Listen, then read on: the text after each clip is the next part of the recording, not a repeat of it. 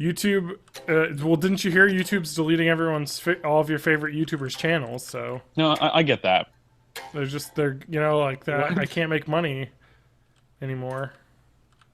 Did I saw a video where PewDiePie was saying once he hit 50 million subscribers, he was gonna delete his channel. And he ended up not doing it. Did he actually follow? Oh, he follow did. through on He that, or- deleted his second channel that had no followers. Yeah. Oh, I was watching. I was like, this is bullshit, but I kind of want to see how it plays out. See, that's what he did. You fell for it. It's like Facebook fake news, the YouTube channel. My God. It looks like I've only got about like 35 or 40 YouTube channels I subscribe to. I'm surprised I'm not subscribed to College Humor because I watch all their stuff anyway. I'm surprised you're not subscribed to Matt Haig Music Channel. I am. No, I'm subscribed to Matt Haig Music, just not Matt Extra. Extra Matt. I'm gonna do that right now so I don't miss your next stuff.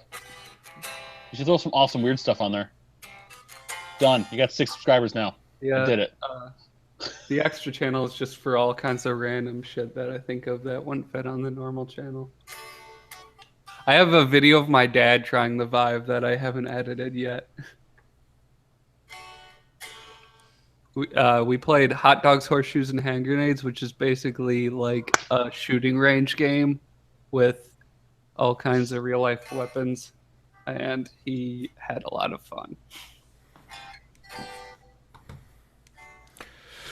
Oh my God. I'm feeling that bourbon.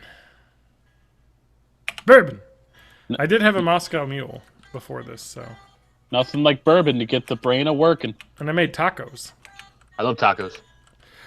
Oh, we can get into that. You can also have a mezcal meal, which is a Moscow Mule with white tequila. Moscow. Basically, anything other than vodka improves the drink. Alright, let's listen to the live event and tweet it out. Since we've been live for like 10 minutes now. Oh, really? Yeah. TJ, what is up with YouTube memes nowadays? I don't know. I mean, at least problem is I watch most of my YouTube memes through my not my trending, but just my regular home, not my subscriptions.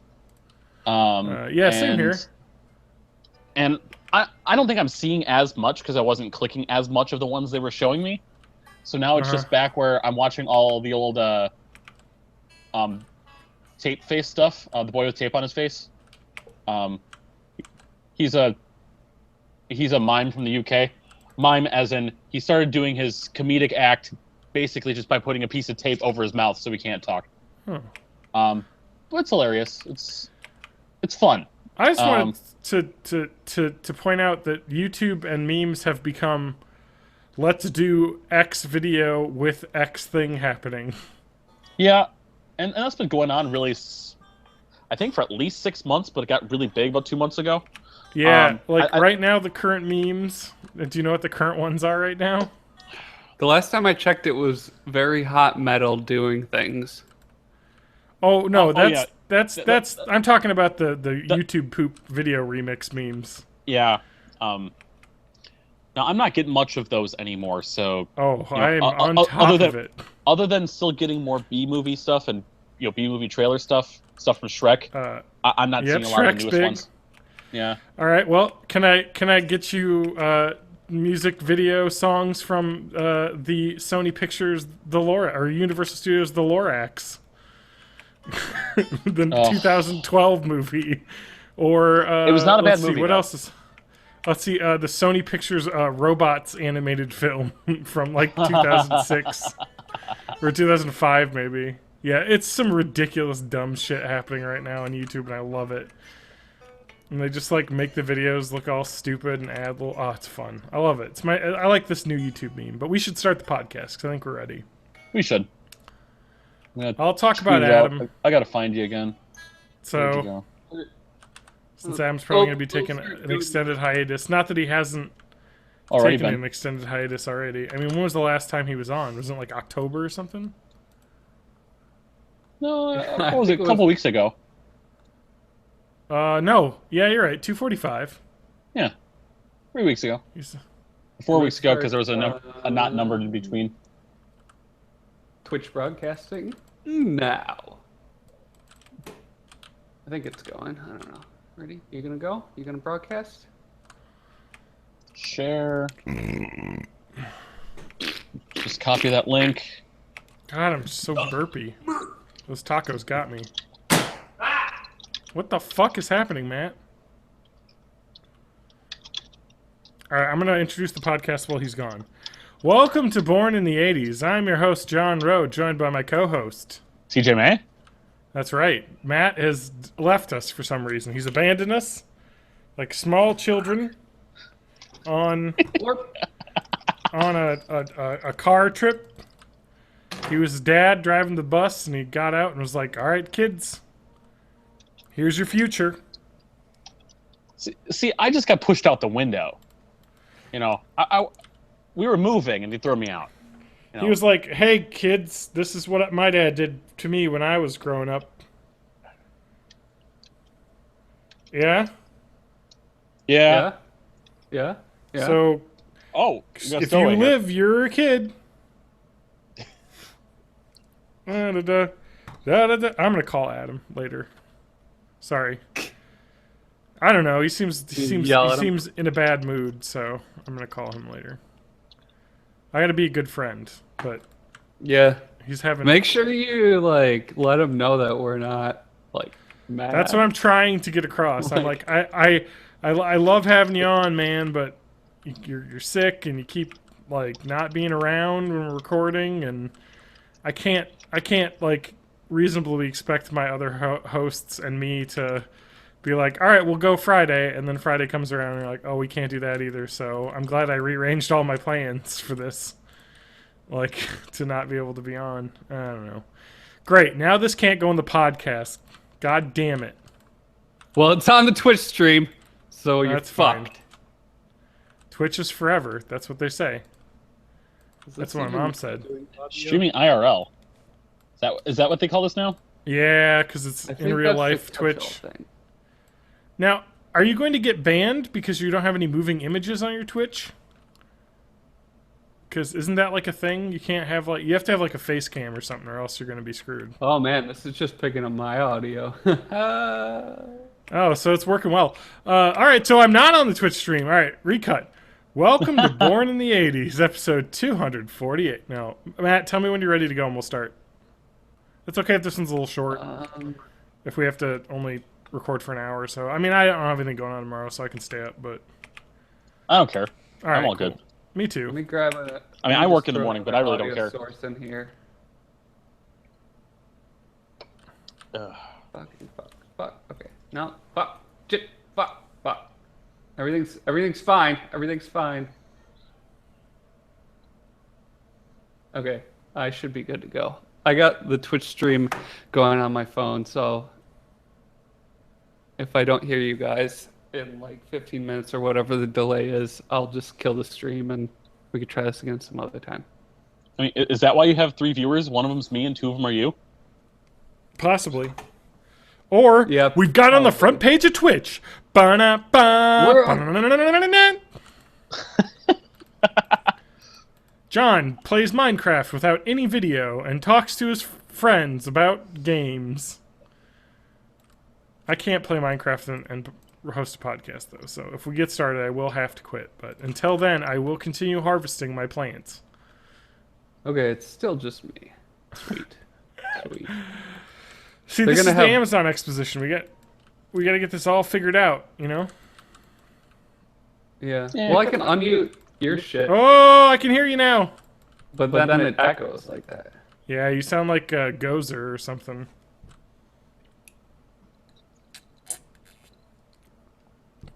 Oh. Oh, yes. So I wonder how we could do this. I don't think there's any way that this could work unless somehow... Can you... Wait, no. I know how this could work, Matt. Is there any way in the Google Hangout for you to mute your audio? For you to not hear yourself, but That's we what can I'm still trying hear to you? figure out. Because that would solve it. I know you can do that in Discord, but Because I can turn yeah, but the only problem with Discord is I can't record. yet, I have a feeling that's a big yet. Yeah, because I just need to be able to. Well, actually, if we recorded to Twitch this podcast, it could get archived on YouTube. Uh-oh. That is correct. Yeah. And I could download it. So if we could get a feed of audio to Twitch, then I could get a copy to, turn into a podcast. Mm-hmm. We just need that to happen first. So, I mean, at this point, Matt, wouldn't you have to mess with XSplit settings and not the Google Hangout settings? Yeah, that's what I'm trying to figure out. Because I have the virtual audio cable coming into you're my... still using that weird Russian program, Okay. huh? Yeah, it works fine. All right. I just have to figure out how to route it. Just Because I have my stuff routing out, it's just easier and on I have your OBS. stuff on a separate channel, so it doesn't like fucking echo. Yeah, it's just easier on OBS Studio.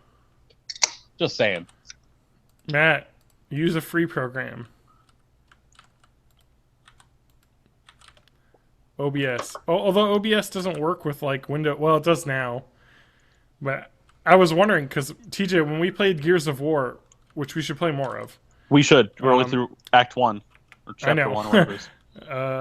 But I'd love to play more. But we had I tried to live stream it and it just wouldn't work. And it turns out I guess OBS wasn't able to pull video from Windows Live Store games. Now, But it is. I was trying OBS Classic, but now I'm using OBS Studio, and it's a different setup altogether. Yeah, I know. I switched to OBS Studio too. But I've had to relearn it because everything's so different. Like, I'm doing offset of audio because I want my game audio to match my voice, because sometimes I sing along. I can't help it.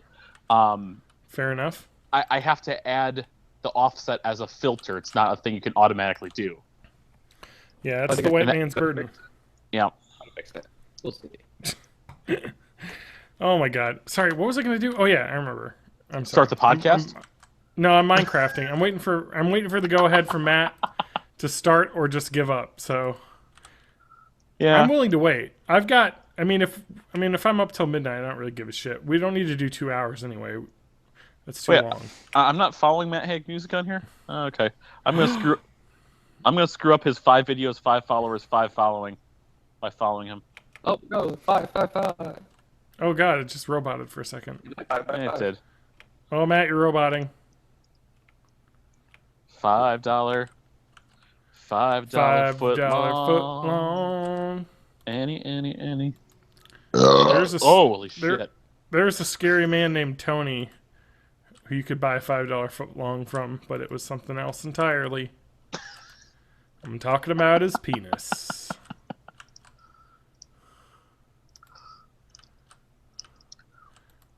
I mean, today is Friday, so we might actually get our regular live viewers. It's Friday. Record a podcast on Friday. I was just referencing that song to someone earlier today. Yeah, remember when that was a thing like 3 years ago? I never watched it all the way through. I never watched or listened to it the whole way through. It's worth it for the lulls. Yeah, but it is pretty dumb. I don't think I have any lulls left to give. I killed the Twitch stream. I'll give it. I'll do some testing. All right, Matt, your audio is completely fucked up right now. So you sound all roboted out. It's all crackly. Okay. I think something you did fucked your audio. No, how now? It's crazy audio crackly. I don't know what you did. You're gonna have to relog. You out buffered yourself. We'll mess with that some other night. We'll get to. I would love to do this on Twitch and stuff. Yeah. That may be the best way for me to do it, or it might be better for Matt to do it since he's got way more, I don't know, quality equipment there. We can mess with stuff. We can put some video stuff up. I know that would be nice. And that's how we're gonna do AE, right? So we're gonna do the Amazon Expedition. Yeah, that's the plan. Do I have to re-invite Matt, or does he have this? Oh no, he's. Oh wait, Matt, are you back yet? No, it's just you and me right now. Just you and me. Just me and you. John's playing Minecraft. He's building a pond. I'm having a good old good old dang. That's right. I'm a long pants man, long pants. Ah, long pants. You're not a broom? Oh. Matt's back. Tentatively. Booty, Yeah. booty, booty, booty, rocking everywhere. Rocking Party everywhere. rocking in the house tonight.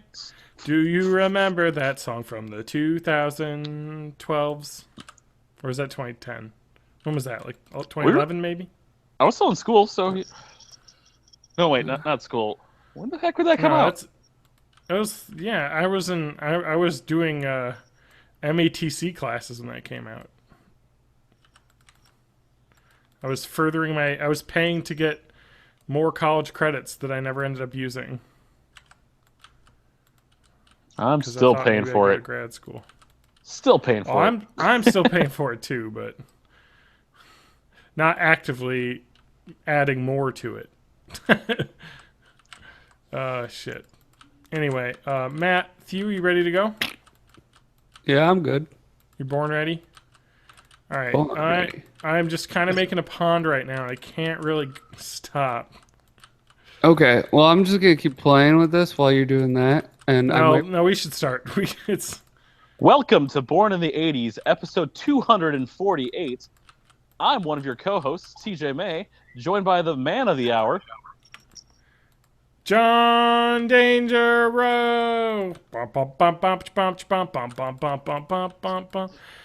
He's playing Minecraft while he's talking. Okay, I'm gonna go log off now. Now that we're gonna let's actually start the podcast. I'm gonna do a real intro, and we'll be What's a podcast? good. We'll be good as a gander. Save and quit to title. Close window. All right, here we go. Welcome to Born in the 80s, episode 248. I'm your host, John Rowe, joined by my beautiful co-hosts. Oh, hi there. I didn't see you. I'm Matt Hag. That's right. Matt's blind now. That's something that happened. Mm-hmm. And this is TJ May, sitting in the corner, facing the corner. That's right. That's him in the corner. That's TJ in the corner. That's him in the spotlight. Yeah. You got it. Well, Adam's out yet another week. He is going to be on hiatus from the podcast indefinitely. Hiatus.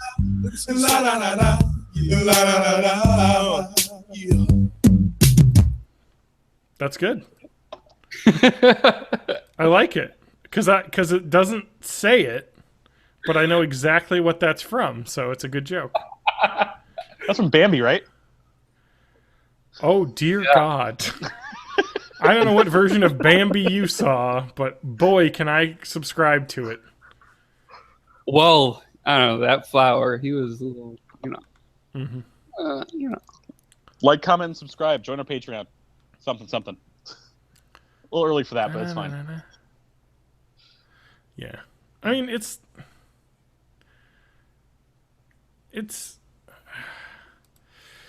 time to start a new year.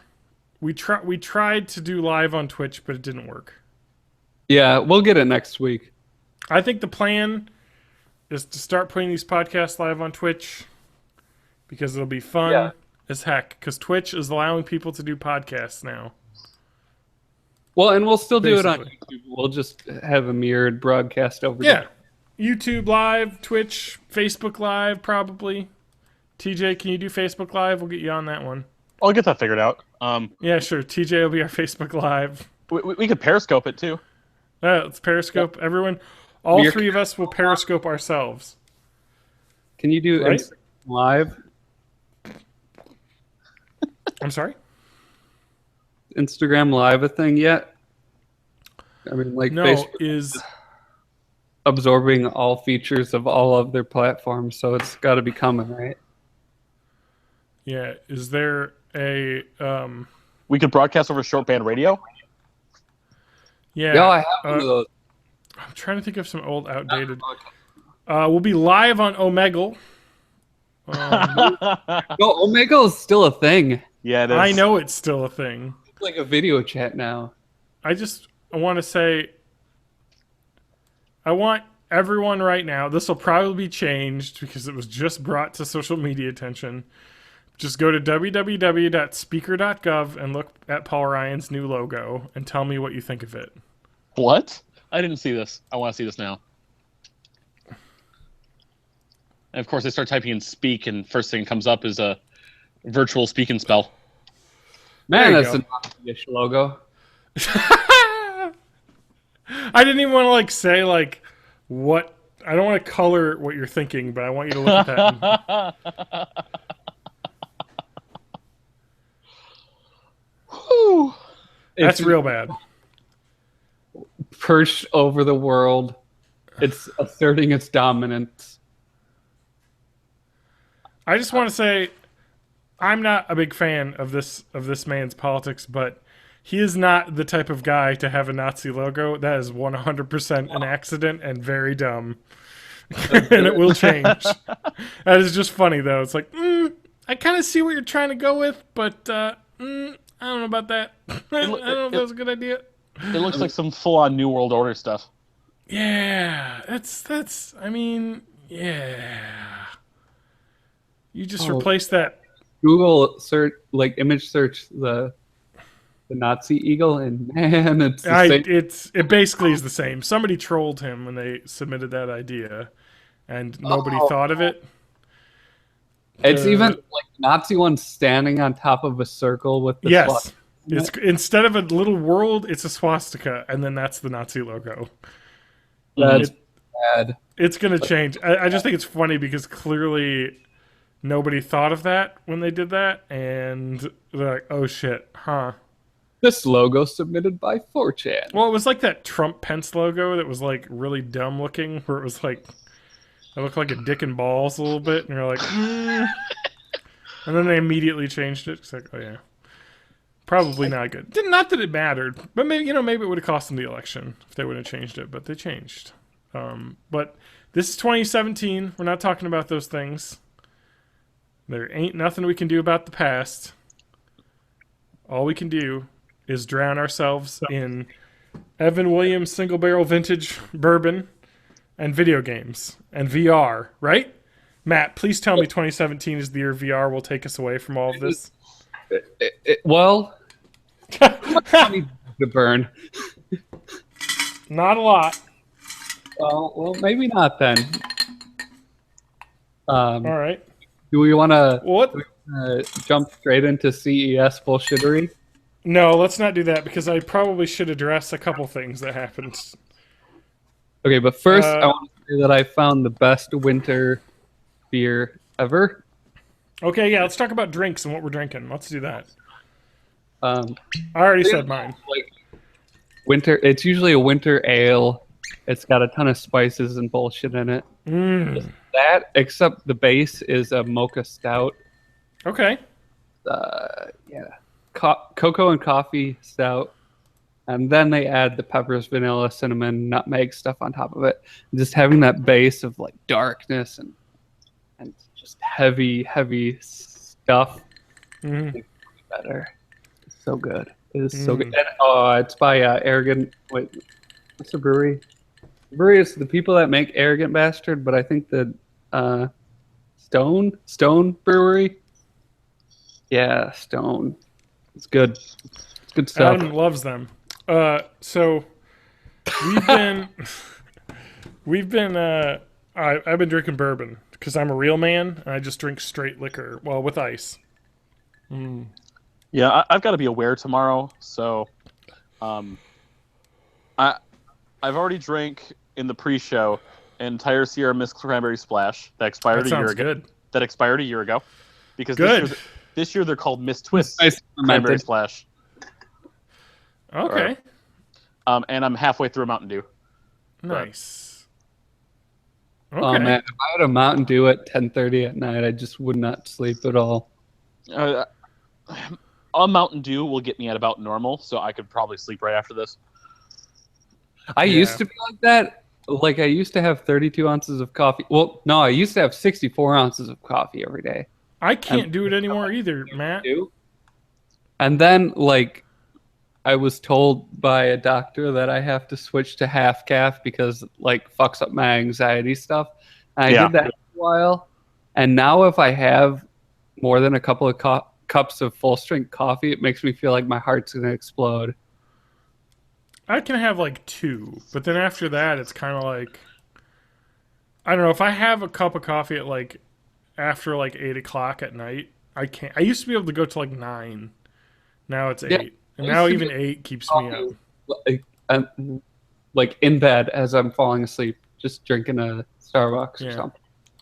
I'm definitely a lot less caffeine than I used to be, because I remember the point where I was like, it was somewhere between like 3 to 6 Mountain Dews a day, and then I got Wow. broke. Then I got broke one summer, and had to go without for 2 weeks, and I got Oh, the no. full headaches, cold sweats. It was horrible. But Huh. no, I'm down to like usually less than 1 or 2 a day. Mm. Yeah, I know that game. Back to milk when I usually get have- to shoes. But Yeah. I usually have like 2 sodas. 2 a day. Let's see. So, John, Yep. how does it feel to only have 9.5 fingers? Hey now. Don't ruin the name of my new indie band. 9.5 fingers. 9.5 fingers. No, I don't have 9.5 fingers. I have 9.5 fingernails. Does that sound better or worse? It'll grow back. It's a It little will painful, grow back, but it does grow back. But boy, did that hurt. I actually don't know what So- happened. I just saw your ER wristband, and my wife told me because she checks Facebook. All right, let's see here. Let's tell the let's tell the lurid My tale. biggest fear is hand and finger damage because I'm like guitar, piano. Like, Yeah. I need my fingers, man. Yeah.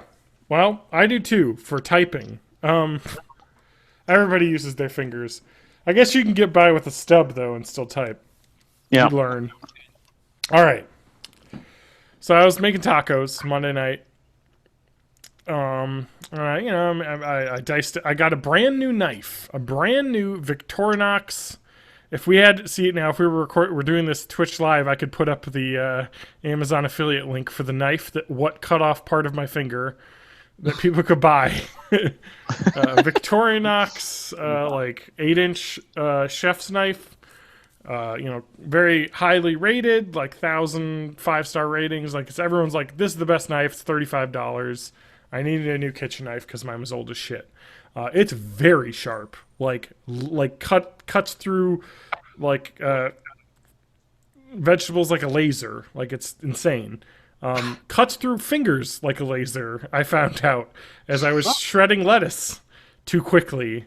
And I got my left index finger underneath there and snippy snip. Yep. I could definitely visualize that. And It does not feel good. Immediately I was just like, boy, that felt weird. And I looked down and there's just a big blood pouring out of the top of my finger. And I was like, oh, I think I cut off a chunk of my finger. Oh, and then, you know, of course, the adrenaline and panic starts flooding in. I'm like, oh my God, I have a fucking stub now. Like, what did I just do? Holy shit. Like, it is. I'm like having horrible flashbacks thinking about this. Just, it was really bad. And so I just wrapped it up and I'm like, I don't want to look at it. I'm just going to wrap it up, put pressure on it, turn off the stove because I had taco meat a bubbling and I had taco shells in the oven going.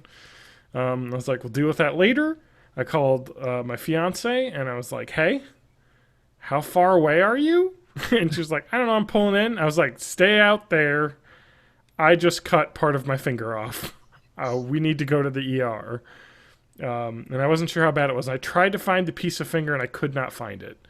I couldn't find it. So I was like, all right, I got to go because it's bleeding. Turns out it's just the fingernail. I couldn't tell because there was so much blood, like how much had gone. So I was like, because, you know, underneath your fingernail, there's a lot of blood vessels. So it just started bleeding. Yeah. So yeah, not cool, I think, to myself. What a wonderful world. No, I think to myself, I'm going to lose. I'm going to have a stub finger. This is going to be terrible. God damn it. What the fuck are you doing? Why are you chopping vegetables? I was trying to chop them all fancy and too fast, and I made the fucking rookie mistake that when you're chopping vegetables with your knuckle, you have to curl your fingers under first as the first step. You can't just put your fingers down and then try and curl them under. No, you have to like basically go from a curled position and then move your knuckle up, or else your fingers will slip out when you're moving. It's cat paw. You gotta stay cat paw the whole way. You have to just have you basically have to just put like your fist on the table, because then if you slip, you're going to cut a little bit of skin off your knuckle, and it's not that bad. Yep.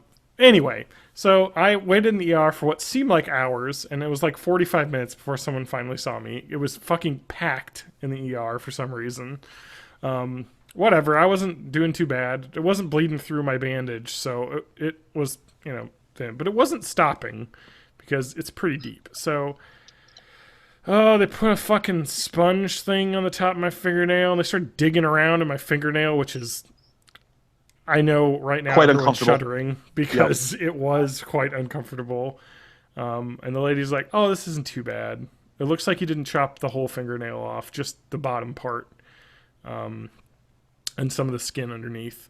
So they put this weird like pad thingy on it that like soaked up blood, and they just like set it on it and just had me sit still for like, I don't know, 20 minutes, and it just went like, and it just sucked the blood up and like tried to stop and didn't really completely stop. But then they put glue on it. Oh yeah, it's like what they did for my daughter's eye. Yeah. Yeah. Oh, thank you for the Sylvia Plath poem about cutting her finger off. Okay, so no, but they put like this glue over it, and it looks like a fucking gnarly like yellow, white, dead skin, red pulp mess right now, like horror show. But it does seem to be healing quite well. Like, it doesn't really hurt anymore. It just kind of feels weird because the glue hasn't separated yet, and they said it takes like a week to dissolve, so this will fall off, and then hopefully I'll have just the exposed nail bed that I'll have to keep underneath a regular ass band-aid with some Neosporin for a week, and then it should slowly grow back. So I'll probably be fine. It just was like when I was sitting in the emergency room in like horrible pain on my finger, I was just like, I really wish like I had a button to just fast forward like 4 hours, because I will feel so much better in 4 hours once they like get the bleeding stopped and like do all this. Yeah. I was just like, ugh, but we got through it. I think like, while you were waiting, they would just do like a local anesthetic or something. They did not. Nope. No. Of course not. What am I, a weakling? I mean, I wanted it badly. I could have used it for when she took out a little pad, and I was like, I know what that is. And I was like, that's alcohol, right? She's like, not alcohol, it's the sterilizing thing. And I was like, okay, this is going to sting, isn't it? And she said, oh, not much more than it does now. Oh, God. She was fucking wrong. Yep. That was the second most painful thing I've ever experienced in my life. The most painful thing was when I had a car accident and I had a large piece of glass in my shoulder that they had to dig out. That was the most painful thing. That sounds awful. Yeah, I could feel them digging and scratching the bone underneath there because it had chipped some of the bone. Yes. So that was the most painful.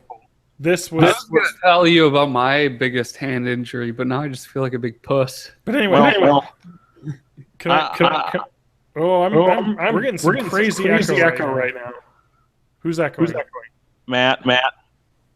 I'm not hearing it. Where's it coming from? Okay. I've got. I don't know what's going on. TJ, I'm gonna mute you for a second. All right, is the echo? No, TJ, it's coming from TJ. Oh, okay. I don't know. Is it happening? Okay.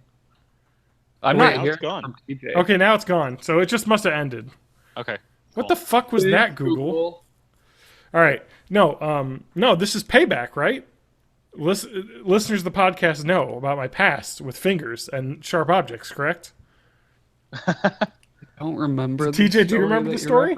Oh. I'll refresh it. When I was like 6, I cut part of my neighbor's hand off with a hatchet, or finger off with a hatchet. Okay. Oh. Remember that story? I was playing woodcutter, and she would put wood out, and I was chopping it with a hatchet that we had found, and I cut part of her finger off. She was all right. I think they reattached it or whatever. She's fine, but needless to say, the hatchets were better kept from 6-year-olds out in the woods. So this is payback. I know the worst I ever did with my finger was part of the fingernail, kind of like yours, except for mine was right fingernail, right index finger. Meat slicer. Oh! Did that back in 2010. I don't know. I lost about, I think, a quarter of that fingernail. I was slicing extra thin some cracked pepper turkey. That was pain. And then the second it happened, I pull it back, I grab a paper towel, put pressure on it. I say to the next person, finish up what I'm doing. There's nothing on the thing. Just finish up the slicing. I will deal with this. Oh man, like, it was not enough. I had to go to the doctor. I probably would have been all right because, like, looking at it back now, it's it's almost all nail that I got, and I found the gross piece of nail that I had chopped. Oh. It was like perfect, like, bisection of my nail, basically. So it's fine. It actually feels really good right now. I'm not gonna lie. Like, it is not, like, I don't feel any pain. It just feels a little weird because the glue doesn't move. So when I bend my finger, it doesn't. Kind of puts pressure on it. So I'm not picking at it. God, I'm recording the podcast. I have a fucking Band-Aid on it right now. I can't pick at it. Part of the reason, they didn't say I need to put a Band-Aid over it, but part of the reason I do is A, it looks horrendous, and B, I won't pick at it then. Because I know me, I would pick at it. Someone who chews their fingernails down to the fucking bone, I will definitely pick at this. So I'm going to take you on a journey. Yeah? We're going to go all the way back to the winter of 2014. Okay, let's hear another hand injury. This is the hand injury podcast. I was the hand injury hour. This big ceramic mug in from my car, and I dropped it. God damn it, I broke it. Had my initial on it and everything. So I picked up the pieces. Oh, no. And I continued to walk. And then I think I slipped a bit or something, and then I started to drop it again. And reflexively, I just clamped down on it. Oh, no. I jammed into my left thumb, and it gouged out a huge piece. And so I clamped down a fist onto my thumb to, like, stop the bleeding, and then I just, like, got inside of my apartment. And when I remember this, when I looked at it, I saw the flap of skin hanging off, and it had thumbprint on it. Ugh. Like, I remember seeing, like, that's deep enough that it got my thumbprint. Oh shit. Yeah, and then I sterilized it as best as I could. I glued it back on, and then I wrapped it in Band-Aids. Yeah, it's basically like, well, I was like surprised at my, like, reactiveness when it happened. So the first thing I did was like, okay, I got to cover this, put pressure on it. No, I'm not going to get toilet paper. So it's in the bathroom. I don't want to get an infection. I'm going to go get the paper towels that are, hanging up. But first, I'm going to put my finger under the tap for a few seconds to rinse it off. And then I did that. I was like, first, you got to rinse it off with water, first thing. And they asked me, did you rinse it? And I was like, yep, rinse it with water. I was up to date with my tetanus, so I was all good. They didn't have to give me a booster there, but so yeah, it's fine now. I might have a weird looking fingernail, but they said it'll probably grow back fine. And I talked to my primary care doctor, and they're like, well, as long as it's not infected or anything, it'll probably be fine. We don't need to see it. Like, they asked if they wanted my doctor to take a look at it, and I was like, I don't fucking know. Yeah. Why don't you ask him? Aren't you the part of the same healthcare network? If it doesn't get infected, it'll probably grow back normally. Like, my thumbprint is unaffected. Yeah, it doesn't really seem like it's. I mean, right now I'm touching the top of my finger. It doesn't hurt at all. It just feels weird, So I don't know. It's just gonna look weird for like a good month. I'm gonna have a gross half nail finger. Whatever. And when it heals up, it'll be like that weird pink, like, peely flesh forever. Ugh. It'll be fine, though. I'll live. But I just wanted to share. the story of what happened to start 2017 off for me was I decided to injure myself. So I was like, what did I say to? Oh, I was like, well, I'm getting that healthcare plan deductible out of the way right away. Let's just burn through all that right away. Start of the year, so fuck. Well. Well, thank you for sharing your hand injury stories, guys. It's good to know that I'm not the only stupid one when it comes to handling sharp objects. There's so many blood vessels near the surface in your hand, and yeah, you do so much with them that it's so easy to get a nick, and then it just bleeds and bleeds and bleeds forever. You know what? Okay, I want to talk about another weird sharp object like thing that was a close call. So I put on some socks.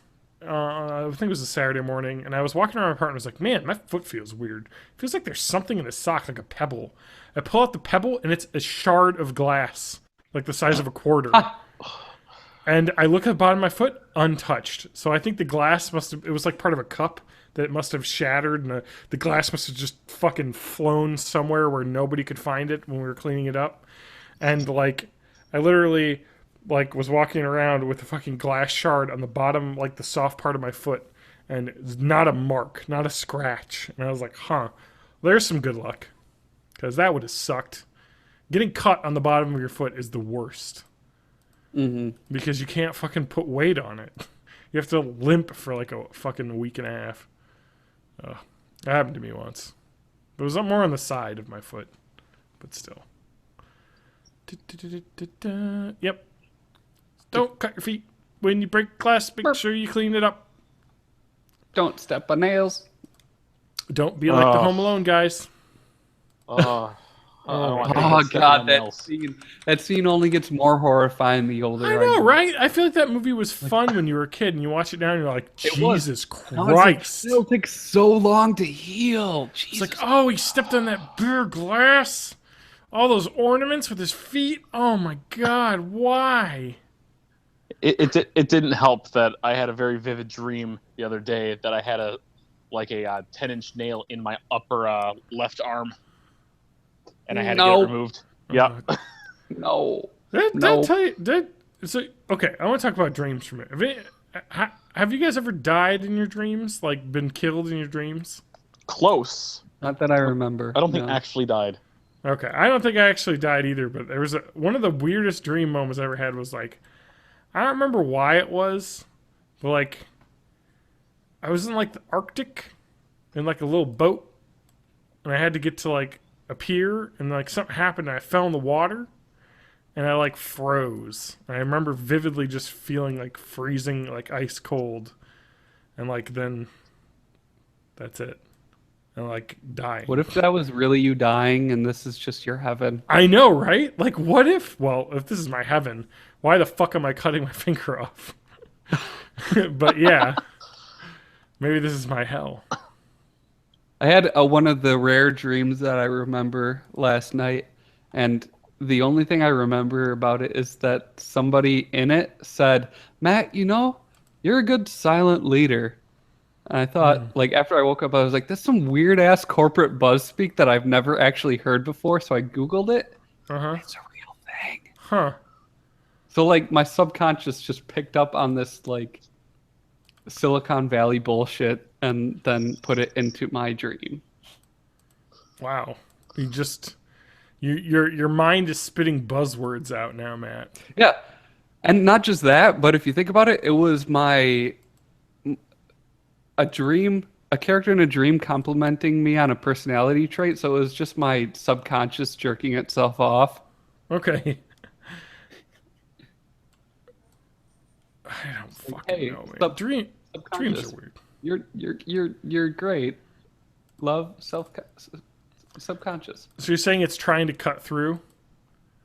I'm just saying, get like, through to you? Dreams are subconscious, and unchangeable personality traits are subconscious. So it was just complimenting itself. Yeah. I was just trying to make you feel better, Matt. Come on, Matt. You're a great guy. I'm letting you know now. I'm I'm a good person. Good. That's right. Did Matt Thank just you, die? Matt, can I This is tell a solid episode. Yep. Matt? All right, let's do Yes.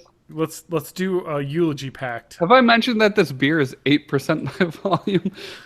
Let's do all right. Hashtag eulogy pact. When one of us dies, the other ones have to give the eulogy. Done. Done. Okay. Also, can this podcast? I like TJ's just on it. Will and No Testament? question. Matt has to question it. All right, what's up? No, I'm good. I agree with that. But I also Okay. want this podcast to be my last will and testament. That just like I don't know, fucking donate me to the body farm or throw me in a compost heap. It's all wasteful. All the other stuff. I want Hashtag go. all the above. We'll do it all at once. I want to be Yeah. encased in like lucite in a brick, and people will see me forever. And Born in the 80s will be playing from a speaker on repeat. I'm gonna put that in my will, by the way. I'm saying that right now. Is it my will? I want my money to go into a trust to keep the podcast airing, like to keep paying the fees for hosting. Can you decree that one more time with a lot more authority? Why? I decree that when I pass on, I would like to be encased in carbonite, and every episode of Born in the 80s will be playing out of a speaker attached to the bottom of my, I'm assuming, throne that I'm sitting on. And I want a trust fund to be put up to pay for the hosting for the podcast for the rest of my life. Or the rest of the world's existence. Because I will be gone. But Born in the 80s will live on in the hearts of everyone. That's it, really. And for new listeners who want a preview of Yeah. some of the older stuff, might I recommend? I forget which episode number it is, but the Maltese something. The Maltese something is a pretty good episode. No drinking. I involved with love one either. that. I love that TJ's here to keep track of all of the dumb shit we say because I don't remember any of it. I would like to say that I really sincerely hope that like it's like the year. I'm saying this right now. This is a podcast time capsule. The year is let's see, how old will I be? 2055. I'll be 70. And I'll probably be dead because the world will have been in a nuclear holocaust by then. But if it hasn't, and I'm still alive, I would love some like fucking teenager come up and be like, I listened to your show on fucking squinkledork.fm. It's on there. And I listened to it. The extra Is that available? Or I actually want it to be like, you know how people have reverence for like Beethoven now? Like, I want thousands of years later, people, not thousands for Beethoven, hundreds of years later, people, no, I want like the cave drawings in that cave in France. No. I want like thousands of years later, people are like, man, people were fucking dumb back then. You know what I mean? It's like an Edison wax cylinder. Like, I found your podcast on MP3. Yeah, I know. I can't wait for that. Like that. So, I want the Kickstarter that doesn't exist for this podcast and will never exist. Well, maybe not will never. I won't say will never, but if it ever does, it will involve a stretch goal of us burning not every episode, but like a choice amount of episodes onto CD and sending it into space. I want that to happen. We'll do a Kickstarter. 8-track. The whole goal is to Cassette make tape. an underground vault, and all of the episodes will be burned onto gold records I agree. For with like anatomical drawings of the male and female form, and then where Yes. we are in the universe and stuff. Well, but we will draw the anatomical drawings. Yes. So, For posterity's sake, I do want to let you guys know that squinkledork.fm is available. all right. Well, I'm just going to say... This is like Yep. TV rules. We mentioned a URL. That means we have to buy it, right? No, I'm not fucking buying that URL. No, someone can Patreon spell us some money, and we Squinkledork? can do it. I mean, I have money in the Patreon account now. you know, that thank you for everyone who donates. That's a good Patreon pimpage time. But Born in the 80s, look it up on Patreon podcast. If you want to chip in, feel free. If you don't want to chip in, totally. I want to say I love having money because this does cost money for me to put up, but no pressure. I want this to always be free. But the people that do pitch in, they're helping us create wonderful beauty for the world, and the people that listen but don't pitch in are a bunch of freeloading jerks. I feel the opposite. I feel everyone should be able to listen to this for free, and it's a podcast for everyone. No boundaries, no borders. But if you do have the means to donate, you should, because it is helpful. Even a buck. Even a buck a month. Not even. Can you go below $1 a month? I think I don't know if you can anymore. You used to be able to go as low as a penny, but okay. After they take out the fees, it's nothing. So all right, $1 a month. I'd rather people not waste their 50 cents a month for it to go nowhere. I mean, if we had half the listenership donate $1 a month, it would more than pay for the hosting. So let's do this. Or don't. I don't want to pressure people. I hate that. Oh, God. That once... anyway, I have a rant about podcasts and monetization later, but... Well, would you rather have a podcast occasionally mention Patreon, or do, half the episode in the middle is a bunch of bullshit ads for Casper mattresses and stuff? I would much rather mention a Patreon, but I'd also mention that I'm doing this as a hobby, and I don't need to make money off of it. If it were to make money, that'd be cool. But I'm not going to try and depend on it, because podcasts right now are pretty niche. And I think charging people for such a small niche of a market, which is basically all people our age, 28-year-old to 35-year-old white men. John, check this out, John. Yeah. We'll never put up a paywall for this podcast. Oh God. All right. You know what? Let's get all of my topics just out of the way right now, because it's too obvious to go into. So if you listen to the Comedy Bang Bang or any Earwolf shows, Matt, have you ever listened to any Earwolf podcasts? They do comedy podcasts, Improv for Humans. No, but a man at Walgreens told me about Comedy Bang Bang today. Well, Comedy Bang Bang is a really fun podcast. It's a fun TV show. I listen to it a lot. But recently, they decided to... they've been saying this for a while, which I didn't know, of course, because I haven't been listening to this in a long time. Because I kind of stopped listening to that. But yesterday, they were like, oh, hey, we're going to... Or they've been announcing this for a while, that they were going to start doing a paywall. And everything after 6 months will be archived and behind a paywall that you have to pay $5 a month to get. Which, is a lot of money, especially if you only listen to one podcast with them. You know what I mean? Although, when you think about it, they do 4 episodes a month. That's a little more than $1 an episode, which, their episodes are an hour and a half. So I feel like it's probably worth it, but I don't know. Anyway, they said that they were going to do this, and they're like, "Oh, we'll tell everyone ahead of time. We'll make it well known that we're going to do this." And basically, yesterday they just depublished every episode the past 6 months, no warning, and they did not warn anyone. So basically, if you were to go and try and download a podcast on iTunes, that's older than 6 months, nah. We don't got it. You got to pay us $5 a month for our Howl app to do it. So, yeah, it's pretty cool. And the app doesn't work on Android very well. So yeah, that's great. That seems bad. Yeah. All right. So Earwolf, something that you two guys listen to a lot of podcasts, right? I'm now at a total of 5. And you like funny stuff, right? Yeah. Yes, I love funny things. So this is a podcast network that focuses on doing funny podcasts, with some really popular comedians in LA, and you've never heard of it. And now you have to pay for it. What is going to happen? I'm never going to listen to it. Exactly. It blows my mind. It's just I understand. Like, I get it. You have to get paid. Like it, like especially these people, because a lot of these people are very well-known, like comedic actors. You know, like you got some pretty like famous people on here. You know what I mean? And Mhm.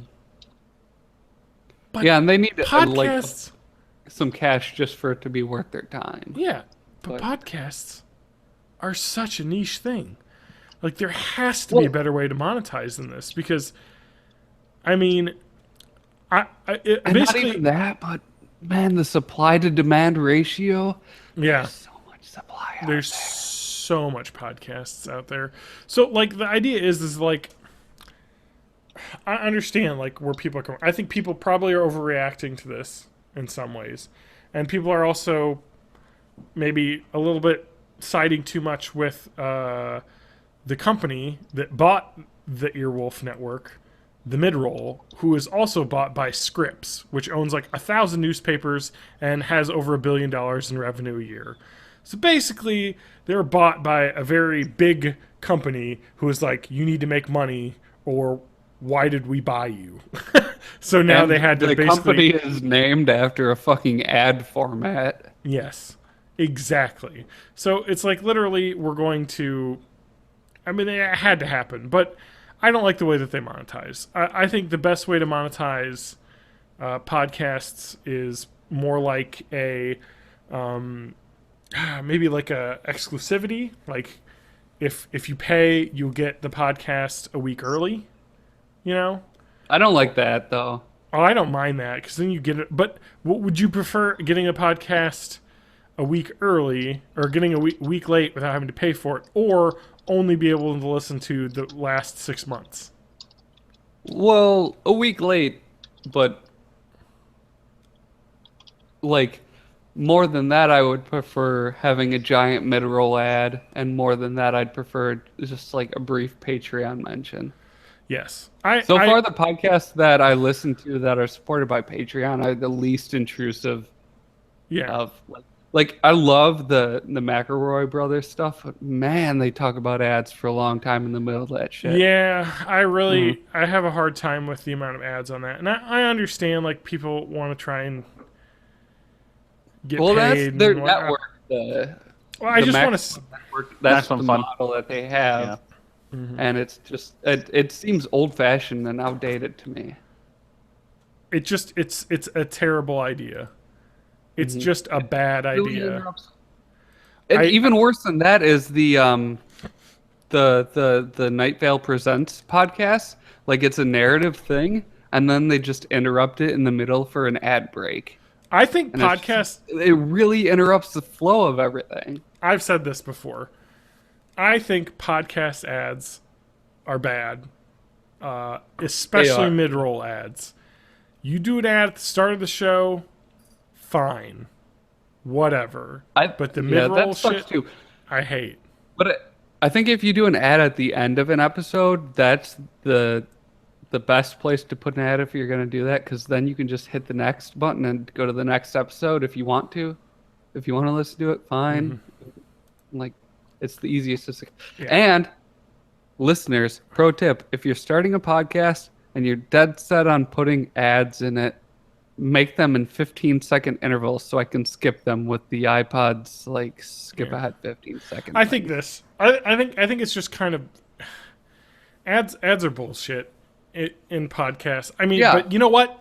Well, just in general, I want to live in a world where media isn't supported by ads. They're like free. even on YouTube and stuff. It's like I can't argue too much with ads if they're free, but it's yeah, just. but I think still, trying to I'd rather monetize. just like support the creators that I like than having to waste Yeah. precious seconds of my life being I think- pitched. Yeah, I think trying to monetize podcasts is bullshit. I mean, first off, podcasts are cheap as fuck to produce. Anyone that tells you anything That is else true. is fucking lying to you. NPR talks about how it costs them, I don't know, X billion dollars in hosting, and that's somewhat correct for their situation because they're hosting Yeah, everything that's themselves. their situation. Is they're using $8,000 mics and they need to have high bitrate audio to. Well, like, they're doing radio actually and notice everything. that quality. Yes. Like, yeah. But I'm just saying, for your regular ass podcast that you listen to in most case, they don't need the money to run it. You need a very small amount of money to run a podcast. I mean, we're talking under $200 a year to host. So, Yeah. I mean, that is not a significant chunk of I think change. one's at $10 a month, one's at $5 a month. And I think, I know, I like to say, I always hate to be, like people complain though, Matt, because you're one of these people that's like, oh, you don't want to do it for the exposure, you want to get paid, right? You're producing content, you want to get paid. And that's fair. But also, it's not fair to make your, like Matt, let's say you made a song, right? And 5 seconds in the middle was you talking about Casper mattresses. Like, it hurts the product. That's the thing. It's like, there's, I don't know, like when I make a song, I put it on SoundCloud so that you can listen to it for free if you want to. But I also put it on Spotify so you can stream it there. And if you have a Spotify subscription, it's a lot more convenient. And as a creator, you have to try and find the places that are most convenient. And if that's if streaming music on Spotify is more convenient than trying to download it from Pirate Bay, people are going to go there. Yeah. But well, and that's what I foresee with this podcast what stuff. The consumer wants is podcasts are fucking MP3s. You know what's really easy and the most pirated shit since like the early 2000s? MP3s. MP3s. Like, Jesus. Like, it's just going to happen. Like, if I don't want to... Oh, man. Like, piracy, huh? I don't want to admit to it, but, like, if I'm going to listen to an old episode of this podcast off their network, I'm not going to pay a $5 fee to fucking access a stream of it. I want the fucking MP3s. Like, I'm going to download them. Maybe I should just pay $5 and download all the archives of the shows I like on that channel. And then host it on BitTorrent or something. No, I'm not going to do that, but just to have a copy for myself. I mean, I'll pay $5 for 5 years of content, download it all, and then, have it in an archive. But, like, when I was talking about that, I was like, that's bullshit, though, because then that puts the onus on the consumer to keep copies of MP3s protected in a vault, because you have them, but you're going to only give them out for some sort of streaming fee. I mean, it's just insane. Ads should be the way it's done. Otherwise, Patreon is an awesome thing. And it's one of the things I love. I know TG, you've talked about him. One of the things I love about Jim Sterling is he can do and say whatever the fuck he wants on YouTube because he doesn't give a shit about the revenue from YouTube. Yep. You know what I mean? He can't be like, ooh, I can't use that song, or ooh, I can't use these clips because I'll get demonetized. He's like, I don't give a shit. I make money off Patreon. Yep. So I don't care. I'm going to do whatever I want on my channel because that's what the viewers want. And that's one reason I watch every single one of his videos. And I should probably donate to his Patreon now that I'm thinking about it. But you know what I mean? I can. And plenty of other people do. You should check out the Night Attack podcast because they're kind of the same way. They used to be on Leo Laporte's network, Twit, and then they got fired from that for doing ad reads in ways that the ad companies didn't like. So now they just have a Patreon supported podcast that they are able to say whatever the fuck they want. I'm just saying that's bullshit. Like being on a network where you are forced to read ads is fucking dumb and bullshit. And that's not the way I want to make this show. And I'm not going to say I'm never going to put ads on this show. You know what I mean? But I plan on never putting ads on the show. And if I do, I'm going to have to give you a damn good reason, which is, my children are dying and we have 100,000 subscribers. And get that paper. And if the, hey, advertisers out there, the number's big enough, we'll do it. Well, not that. Just if I need this to survive. But right now it's a hobby. And I think and if I were to do ads, I would just do stuff at the top of the episode, Now, have we set up an Amazon affiliate link yet? We have for the Amazon expedition. Okay, so I want to make sure we're at least doing it for that, if not beyond. Well, I mean, I could use the affiliate link on the Born in the 80s website too, man. Yeah, exactly. If we talk about products in the episode, I can throw them on there. Products. But I mean, I don't know. We put a link for Amazon, Pokemon Sun and Moon. People could buy that shit. As long as they go from the link, anything they actually purchase Yeah. on that session counts. Yeah, I know. So that's what I'm just saying. That's one good way I've seen a lot of other places do it for monetizing stuff, is that they're just like, use a Patreon, we got Amazon affiliate links, and it's like, hey, if you listen to the show and you're like, hey, that sounds cool, I should buy that, just use our affiliate link and buy it. Like, it costs you no more money, and we'll get, like a little bit out of it, So Yep. anyway, we'll work on that. Anyway, so I don't know. I don't want to This like is how the sausage is made. Yeah, it just bothers me because I understand because those guys do a lot of hard work and they deserve to get paid. Really feel like a relic of the past. Like ad-supported media and paywalls just seem like a holdover from the cable TV era. Like it seems like we should be better than this by now. And I want to talk about this too because if they were to say, okay, everything we've done so far, that's free, but starting now, every episode that comes out 6 months from now, you're gonna have to pay to listen to that.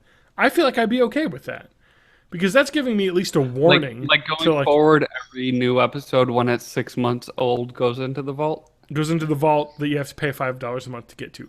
That is less bad than saying, oh, everything the last 6 years we've put out is now behind a paywall. Oh, I know that yesterday it was all free. It feels like a bait and switch that way. Exactly. Like, you didn't start out with this plan. Yeah, exactly. It's like things halfway through. Yeah. I could see them also doing a paywall for, like, let's say, like, have HD content behind the paywall and then just have standard definition for free. So actually, for this podcast network, they used to do stuff where they would have live shows. Where it was like, hey, we did a big live tour, and basically where they record live episodes with like local comedians and stuff, and they're really funny and awesome, and they always reference all the funny shit they did on tour. And it's like, oh, those aren't on this feed, but if you want to pay $10 for the album to get like 12 2-hour-long episodes, you can pay us and you get that, and like that seemed cool. Like, that's legitimate, yeah. I'd buy one of those, but like the main feed should always be free. Like it's just crazy. Like it doesn't make sense from a consumer standpoint, and it doesn't make sense from a business standpoint either, because that's your in. That's what hook. brings people there's into actually, the fold. Yeah, there's actually a really good episode about this in 2012 from the Planet Money podcast at NPR. Episode 386, The Power of Free. I will post that on the episode page so you can listen to it. But they talk about basically, stuff that was free, and then like companies starting to charge for it, and basically how it being completely an awful thing. Like people, like they talk specifically about the Red Cross in World War II. They used to give out free donuts, right? And then they started requiring Army vets, because they would go to like the vet halls, VFWs, and giving out free donuts, everyone's like that. And they started saying, oh, hey, can you get 25 cents for a donut? And everyone lost their minds about it, to the point where we're 70 years later, and they interview like veterans, and they're like, fuck the Red Cross.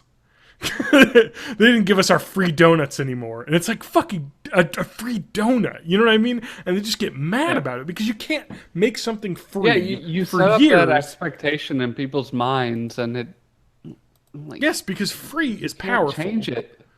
Free is incredible and awesome. Even if it was like, pay us 1 cent for this donut, and then it became pay us $1 for the donut, it would be nowhere near as divisive as pay us $0 and then pay us $1. Yeah, it would be like, oh, donuts used to be a nickel, they're $1 now. It's like, oh man. It's like, oh yeah, that's how like inflation and stuff. Why'd you raise the price? All right, well, I guess $1 is reasonable.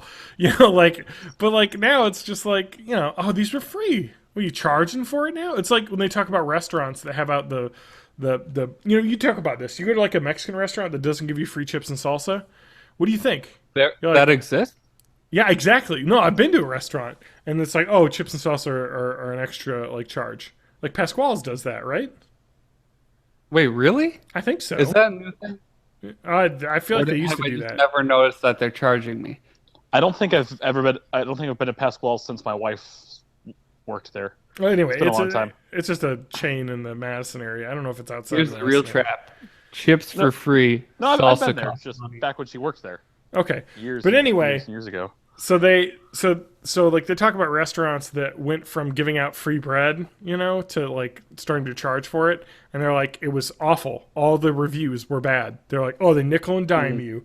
Oh, they're just trying to, like, oh, they don't even give you free bread at the table. It's just all this horrible things. When it's like, okay, we'll just raise the price of every dish 25 cents. Like and Yep. Yeah. it's like, okay, and that's fine, and people don't care. It's just that idea of taking something that is free, and that's what I'm thinking right now, irrationally even. It's like, but to be fair to the Earwolf Network, this podcast was a sponsor for 2 years, back when we started. I actually paid $5 a month to have the Born in the 80s podcast on their page. Really? Yeah, I did. So I paid them, $60, for a year, and then I probably a second year, I think, so like $120. So I paid them a ton of money in the past, so it's not like I've never paid for anything from them. I donated, but that doesn't matter now because it's a paywall where I have to continually pay to have access. So it's just bullshit. Like any way you spin it, it's a company trying to make money off stuff that used to be free, and that sucks. That's never a cool thing. It's a company that bought a company that produces things, and it's trying to make money off of it. Yeah. No, exactly. That's literally exactly what happened. Like, they just made it more expensive, and they were like, "Oh, we can make money off of this company now.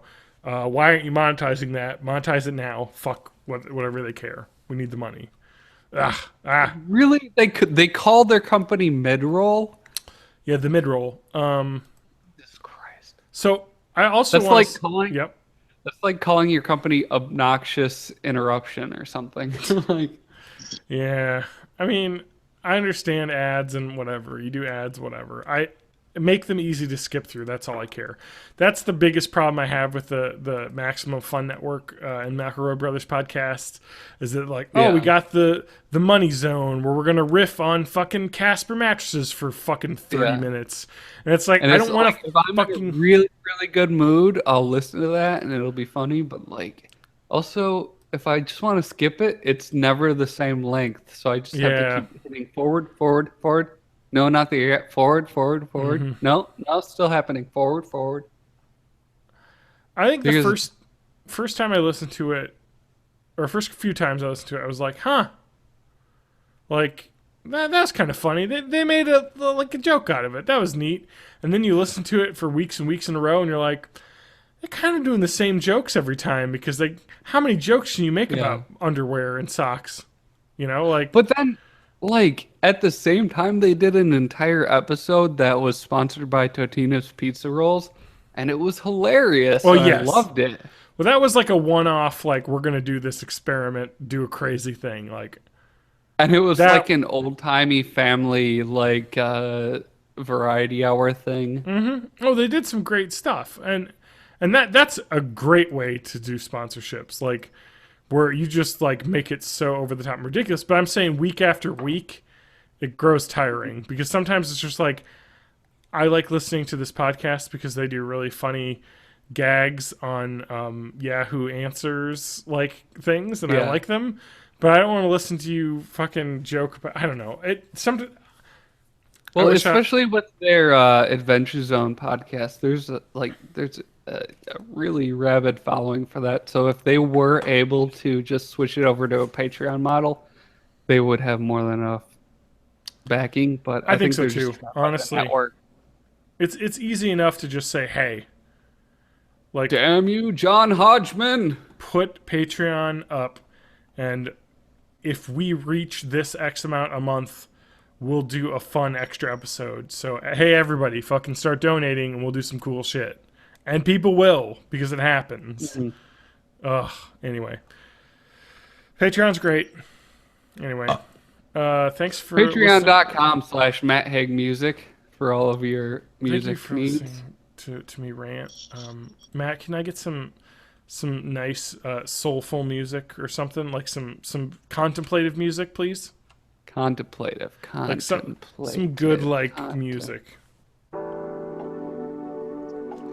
For Susan O'Neill Rowe. What a thrill. My thumb instead of an onion. The top quite gone, except for sort of a hinge.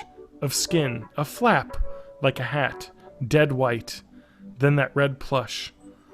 Little pilgrim, the Indians axed your scalp. Your turkey wattle carpet rolls. Straight from the heart. I step on it, clutching my bottle of pink fizz. A celebration this is. Out of a gap.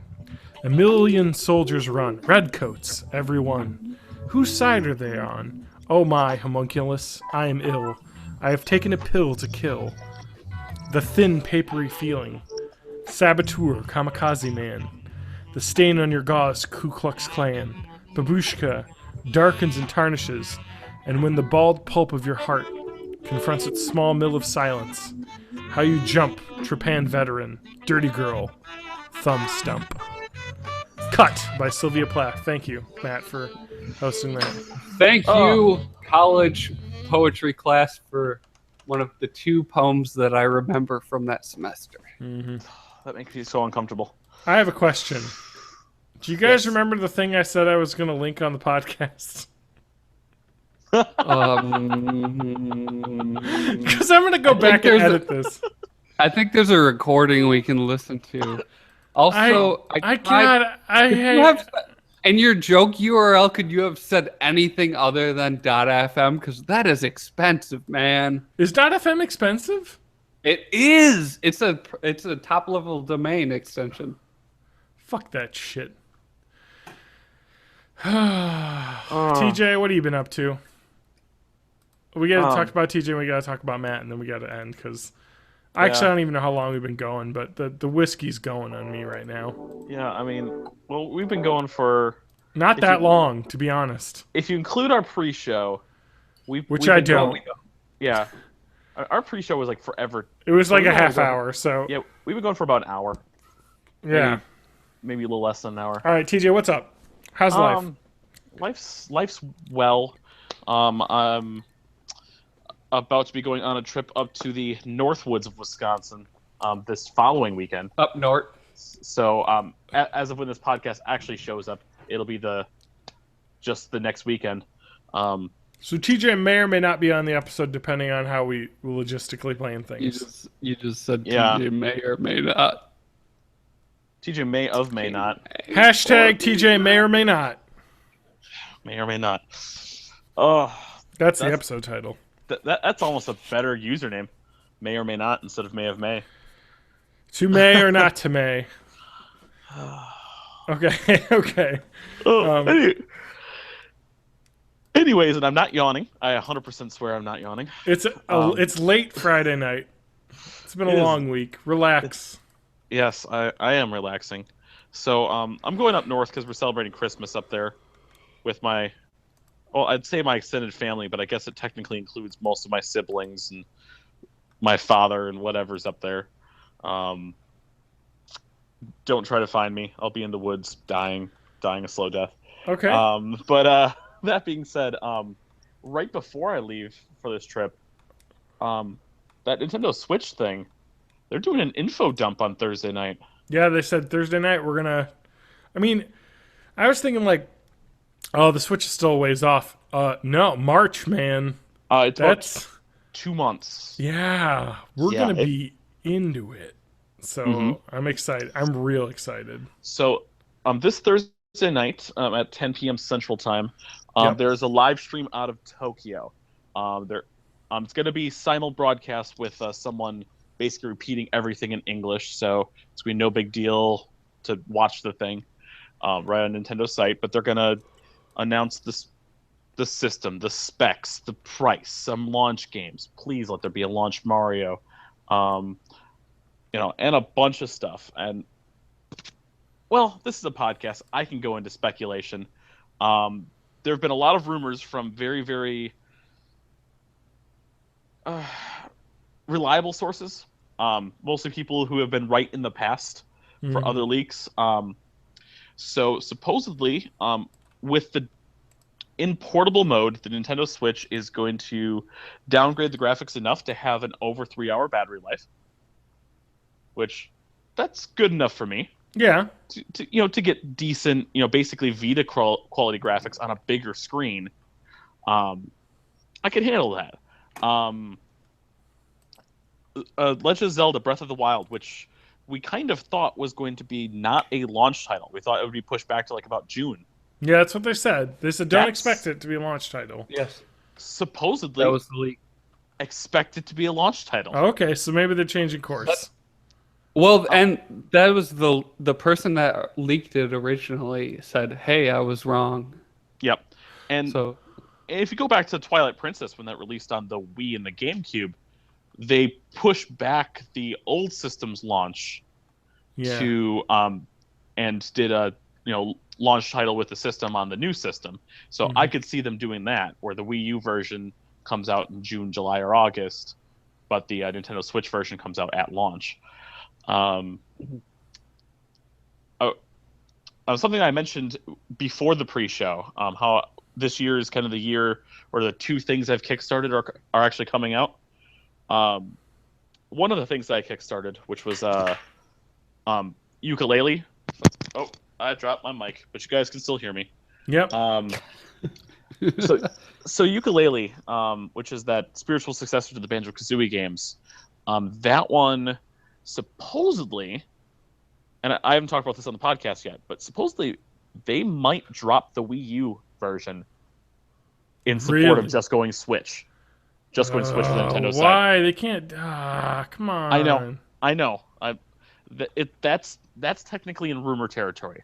That's not been confirmed or denied, and it's from a different source. Mm-hmm. So I'm not ready to hedge my bets on that. well, it does seem like, why would you put out something for the Wii U right now? Like, more people have the Wii U. I have a feeling but unless it's already developed for that platform. I mean, it has to be, though. They had demo units at E3 last year. People could play it on a Wii U, with the gamepad. So, I mean, it has to have at least been prepped developed for it, a large part of it so far. And that's the version that I went ahead and, I mean, with my Kickstarter backer pledge, that's the digital version I'm getting, which is the one for the Wii U.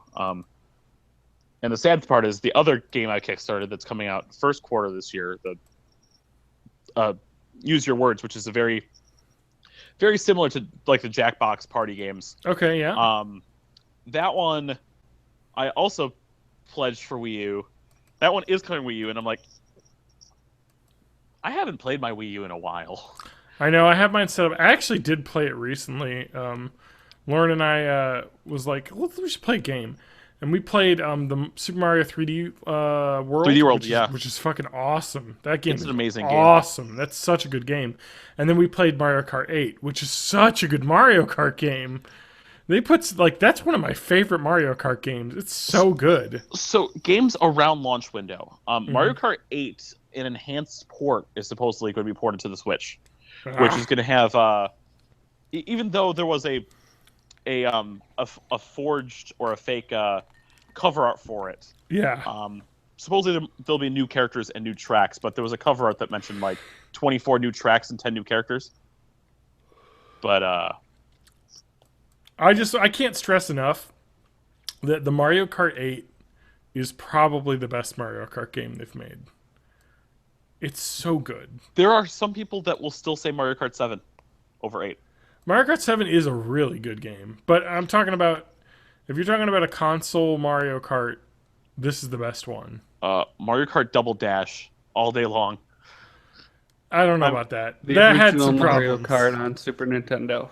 That is a really good one too. But my favorite Mario Kart is 100% Mario Kart 8. It's so good. It's just HD. It looks like great. It's like got motorcycles. It's gorgeous. It's fun to play. They added a ton of tracks. There's just so many tracks in it. You're talking about 8 full 4-track championships. Is it 10? It may be 10.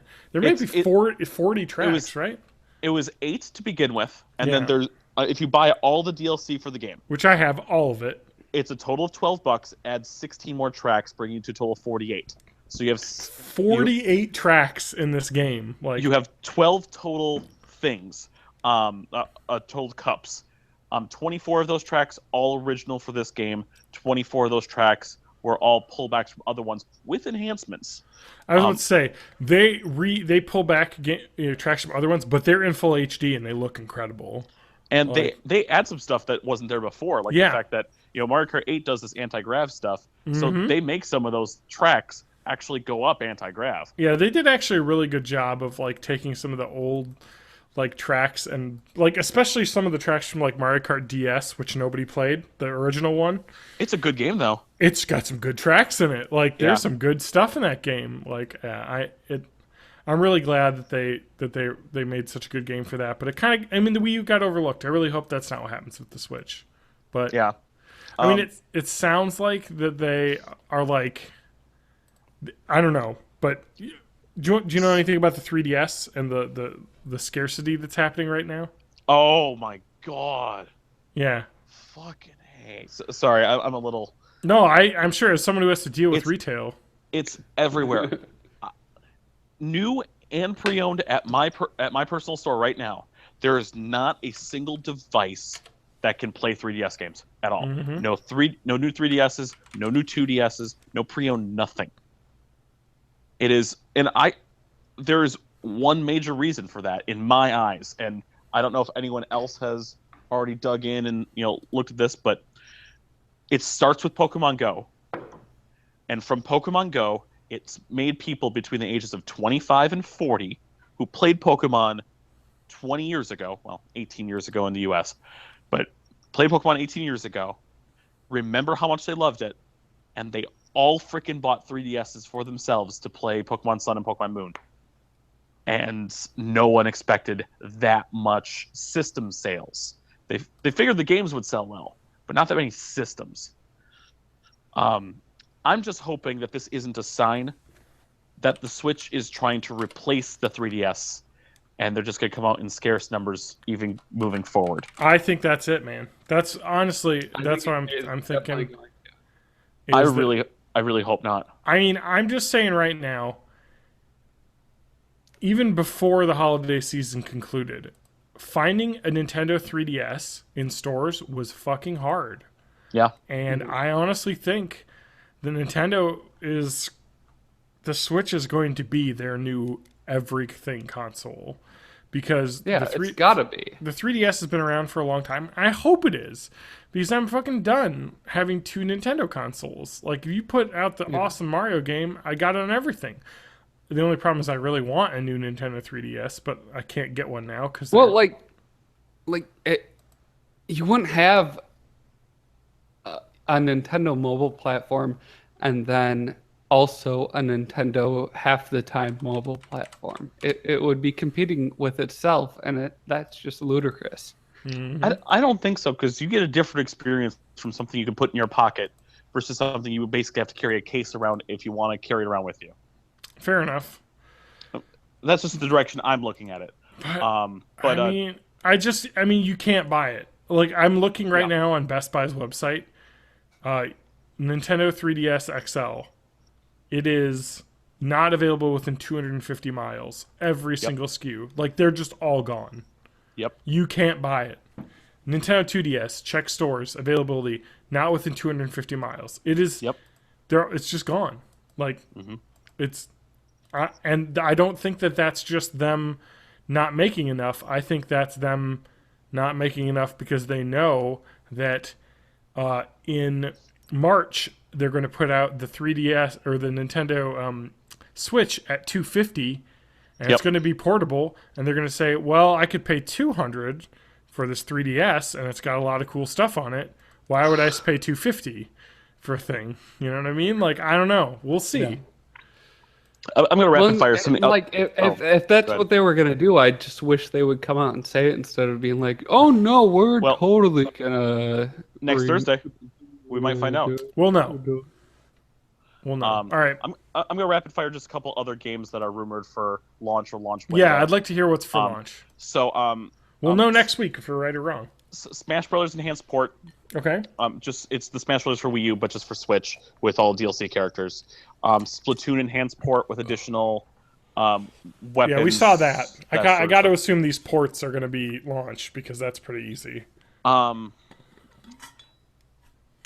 Really rumored is another Skyrim. You know, is bringing Skyrim remastered over, even though that's Well, they had it in the trailer, right? yeah, but they said that wasn't confirmed. But it's I probably think they confirmed. had to say that though. You know. For later in the year, the third release of Pokemon. So Pokemon Sun and Moon is going to get a third enhanced port, the Pokemon Stars, supposedly on Switch. That I had heard. Yes. What else? Okay, now is it an issue that the sun is actually a star? No, it's not. It's really not. Okay. This is Pokemon Khaleesi, my Sun and We've got- Stars. GameCube Virtual Console. Yeah, I heard that. Supposedly I did hear that. Sunshine closer to launch. Oh, that's awesome. Yeah. Oh, I want this thing. I have enough.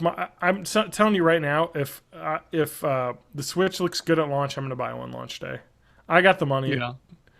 I'll probably. Well, if I'm not spending all my money on Vive peripherals, I'll probably. Well, we'll get to that next. We gotta talk Yep. about the CES stuff. That's all I remember off the top of my head, but I know there was more. It's just if they're doing GameCube Virtual Console, there is a thought that the Virtual Console Day 1 lineup is not going to be thick. It's going to be very, very, thin with releases every week, 2 weeks, or whatnot. Especially for the other systems, and we don't know about pull up, bringing up from your Wii U or whatnot. So that source didn't really know. It's not like it's definitely no, or it's definitely yes, or it's a pay an upgrade fee. We don't know. I mean, I trust everyone's keeping track of our Nintendo Switch predictions from several weeks ago. I don't even remember what our predictions were. I'm sure they're probably in the Word doc, aren't they? I haven't posted No, for because mine. we kind of did that on our own. I think I mentioned. Did I say 250 no game and didn't come with the thing to put your Joy-Cons on to make a controller? I think that's what I mentioned. Yeah, I don't. My post-it note is on the other side of the room, but I remember my prediction was, I don't remember the price, but it was the middle thing for the Joy-Cons is going to be included, and I think you you're said not gonna 250. have to repurpose. You're not going to have to repurchase your Virtual Console. Wii U Virtual Console stuff. Yeah, I'm trying to look back here at what our Switch. I thought I wrote down our Switch predictions. Is it on the episode? Whatever. It doesn't matter. I'm You pretty mean sure our my. first Switch guns? Do you remember what our Switch prediction? What mine was? Anyone? No. Not yours. I thought you might have said 200 with game. I don't know if you went that low. Foolish. You I don't think I fool. went 200 with a game. I think I said 250, but it came with a game and that peripheral. You know what I mean? Maybe I said 300, no peripheral, no game. I I might have. don't know. Whatever. We'll pull those up. I've got my official post-it note here. It God says damn it. What did it say for me? Matt Haig, $349, middle Oh, thing Jesus. included. Won't have to rebuy emulator stuff. I think I said 250. Wouldn't have to rebuy emulator stuff. I think I had the lowest of everything, if I remember. TJ might have been in the middle. Yeah. We'll go back. I'll pull some audio clips out of that episode. Yeah, I don't know what Bro. episode that is, though, so good luck finding it. But You big dumb. anyways, we should get on, though. Do you have anything else before we move on to CES stuff, TJ? No. But going into CES, one thing that you guys don't have, you guys are going to CES VR, but CES did mention that there is the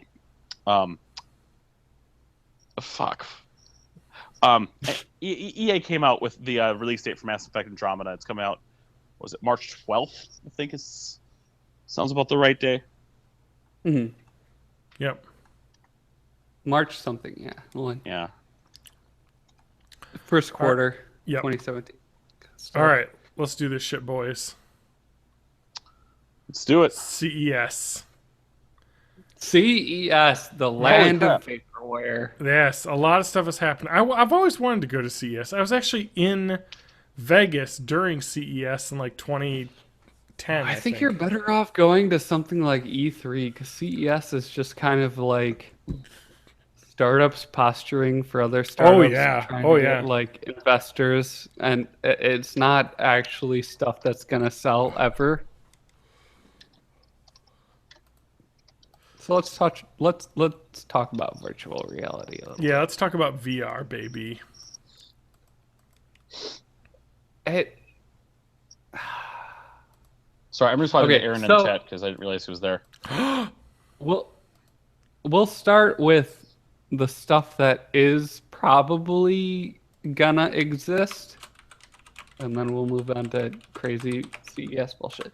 So first, the deluxe audio strap by HTC is I'm probably gonna get this just because it looks like a way more comfortable head strap, and it's gonna be easily adjustable. The thing is, though, it has like headphones built in, and I've already got my earbuds, and I don't really need that, so I don't really want to pay for that. But when you look at the TP Cast, which is their wireless solution, you kind Yes. of realize why that's happening, because I saw videos of somebody with a Vive with a TP Cast on it, and where that hooks onto your Vive is right on the top of your head. So if you try to wear headphones with that on, it's fucking ridiculous.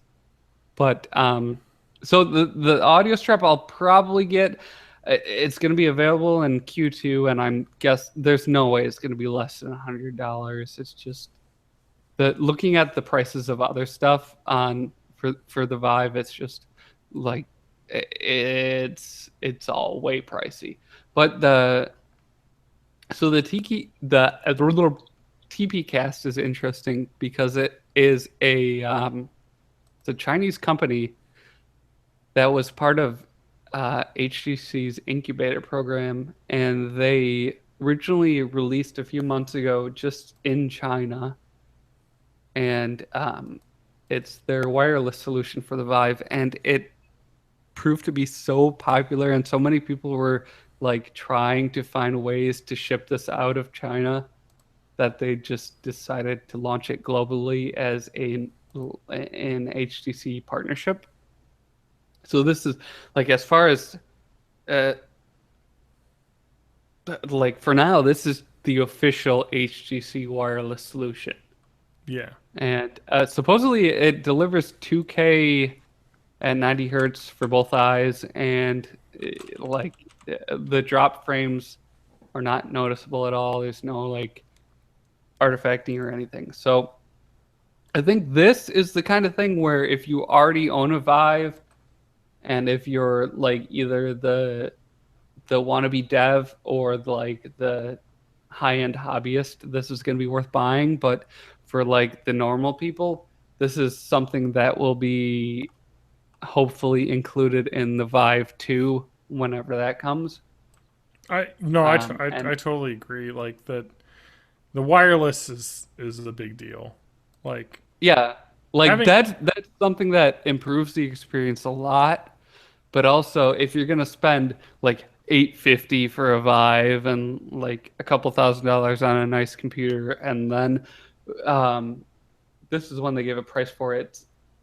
$249 for a 1.5 hour battery, and people are guessing that there's going to be a 5 hour battery coming later. That is going to cost you. So if you're willing to pay that much, sure, go ahead and get it. But also, hopefully in 2018 or whenever they come out with the Vive 2, hopefully it's just all part of the new system. oh yeah. Well, like, I don't know, like having a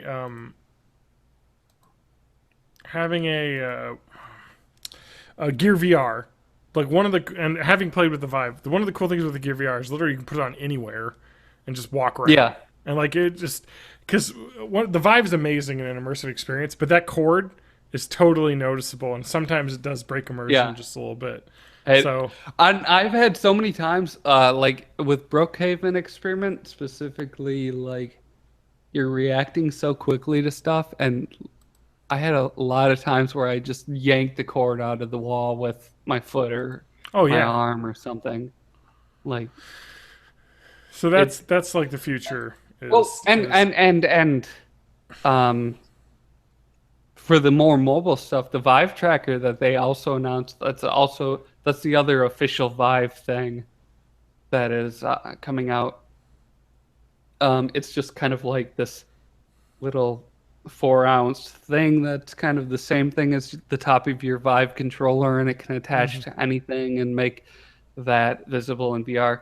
One of the things I saw with that was like a gun thing that had the tracker attached to it, but then also you put your phone into it, so you had one room scale setup, and you could have like several people in the room, and it turned their phone into a Vive controller, so you could do like a local multiplayer kind of thing that way. And that is cool, but also probably that Vive tracker is not going to get any use in the home market. It seems more like something that's going to be either for prototyping for peripherals or for arcades or like other large scale kind of what's the word, like enterprise solutions and stuff. The coolest thing I saw with the coolest use case I saw for the Vive tracker was a dev who posted on the VR subreddit that they would buy a couple of them and use them for a cheap motion tracking, cheap mocap solution. So you could do mocap with this and a couple of Vive things, a couple of lighthouses, and they could do mocap for their Vive game using the Vive and this sort of cheapish solution.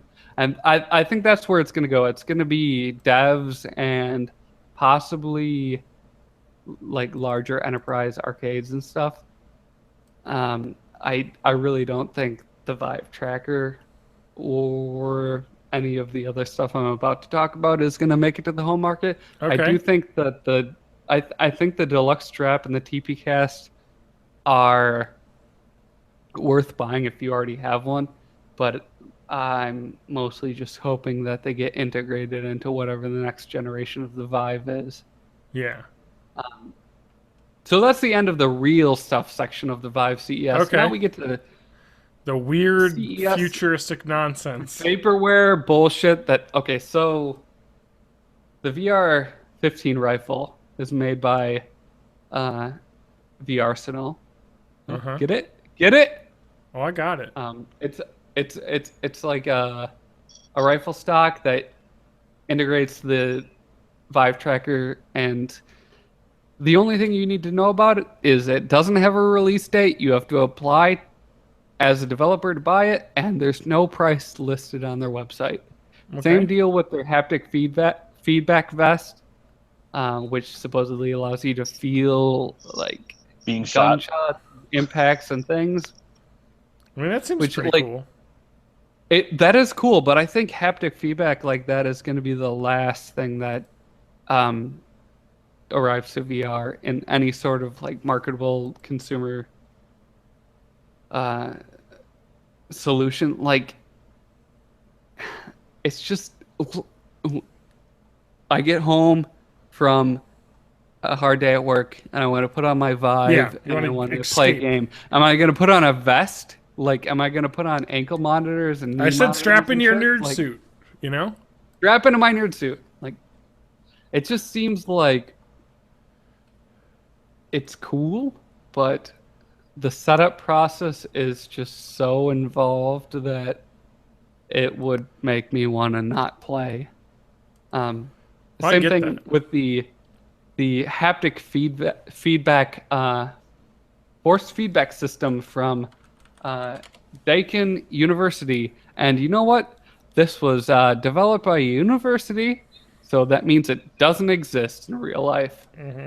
It's never going to be available ever. And don't even worry about it.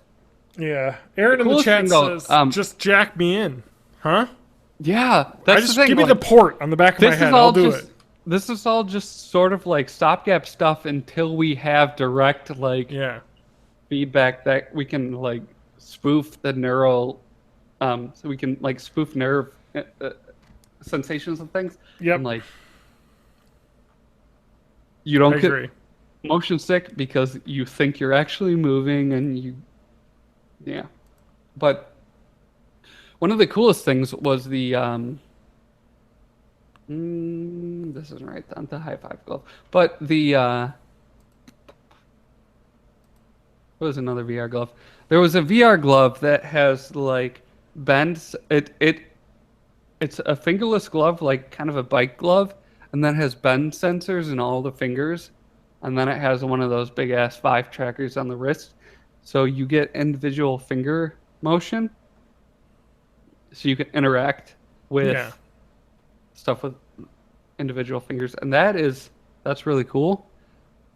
I don't think it's going to get to the home market unless if it's part of the base Vive kit, but it could be really cool for like enterprise stuff, like for nursing and doctor training and things like that. That like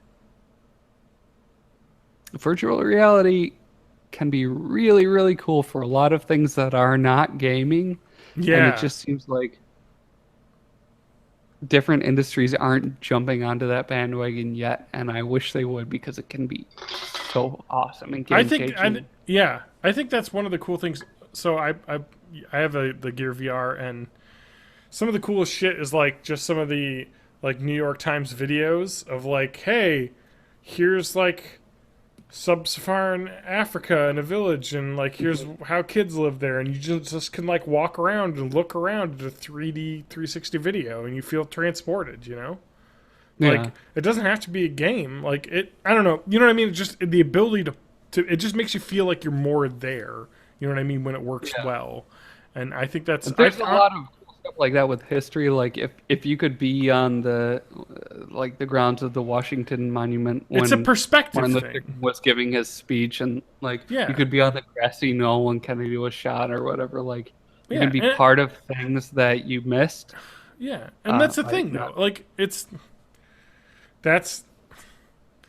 that's like a thing that you don't get watching a movie or something, is you just don't feel like you're there. Like you don't get the perspective of like being eye level with everybody else. You know what I mean? Like I don't know. There's just something about like first person experiencing things that it can do that nothing else can do. So And right now we're all playing games, and like I'm learning how to make games, but like it's way bigger than games. It's the future gonna for change sure. I mean, we're talking about some fucking what's it called? Some Ready Player One bullshit where just everyone's gonna be living in a virtual world. You know, you should. It's actually really good. People like to rag on that book because it kind of had that internet backlash, you know. But that movie's coming out. See, this is where I get bonus points for not paying attention to internet backlashes. Yeah, I'm trying to think of that the movie is coming out when 2018, so next year. The what's his name? Spielberg is actually making. But the book's great. Like I know people like to rag on it because there's the backlash. Because like, oh, it's just a bunch of it's a straight up references novel, to the right? 80s. It's not like a graphic novel.